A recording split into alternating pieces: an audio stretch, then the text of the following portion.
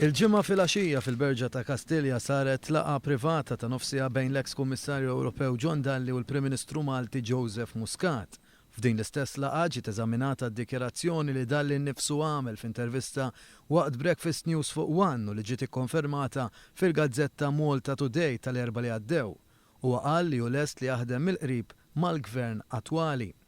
Il-Prim Ministru Muscat qal li hu jemmen bisħiħ fil-ħiliet u l-kapaċitajiet ta' Dalli u għaldaqstant lest li jinkludih fit-teħid tad-deċiżjonijiet ewlenin tal-pajjiż. Wara d-dikjerazzjoni tal-Kummissarju tal-Pulizija b'konsultazzjoni mal-Avukat Ġenerali li ma jissussistix każ dwar is-Sur Dalli u wara d-dikjerazzjoni li għamel is-Sur Dalli li jien fid-dover tiegħi li meta nara persuna ta' tant esperjenza nieħu il-kapaċitajiet, nipprova nara kif ħanġib flimkien il-kapaċitajiet tal-aħjar nies fil-pajjiż. U allura ma stajtx noqgħod idi fuq idi u ma nagħmel xejn f'dan ir-rigward. Il-Prim Ministru Joseph Muscat qal li l-Gvern għandu idea ċari kif jista' jinkludi lil John Dalli fil-ħidma tal-Gvern. Min-naħa l-oħra huwa sostna li għadu kmieni biex jgħid kif dan jista' jseħħ.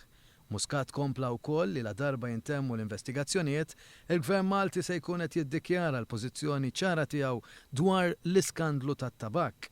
John Dalli tkellem dwar ix-xewqa tiegħu li fil-każ tal-iskandlu tat-tabak toħroġ il-verità kollha.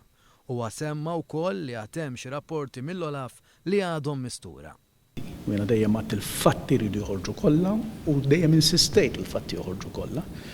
U llum nistgħu nitkellmu kif qed nitkellmu għaliex ħarġu mir-rapporti li kienu mistura. Baqa' rapport wieħed mistura, baqa' rapport ta' Supervisory Authority, ta' Supervisory Committee illi bagħtu lil Director General tal-Olaf. Għalkemm Dalli qal li offra l-għajnuna tiegħu liż-żewġ partiti u tenna li sissa l-Partit Nazzjonalista għadu ma għamel l-ebda kuntatt miegħu. Dalli qal li ma sar l-ebda attentat biex jitranġaw l-affarijiet bejnu u bejn l-oppożizzjoni nazzjonalista. Ne, ma smajt xejn mill-Partit Nazzjonalista. John Dalli kompla biex qal li l-għajnuna li sab sissa kienet biss mill-Europarlamentari minnaħa tal-Partit Laburista.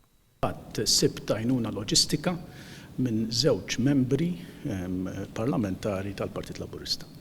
Fis-sens ta' arranġaw li appuntamenti u affarijiet hekk ma' min kelli bżonn niltaqa'. Min-naħa tal-membri parlamentari l-oħra. Xejn. Sa dan it-tant waqt Breakfast News fuq One Dalli qal li meta feġġew l-allegazzjonijiet kontrih u kien qed jiġi investigat mill-Olaf ma sab l-ebda għajnuna minn Lorenz Gonzi li dak iż-żmien kien kap tal-Partit Nazzjonalista u saħansitra Prim Ministru. Huwa saħaq li Lorenz Gonzi lanqas qatt ma batalih biex jisma' il-verżjoni tiegħu.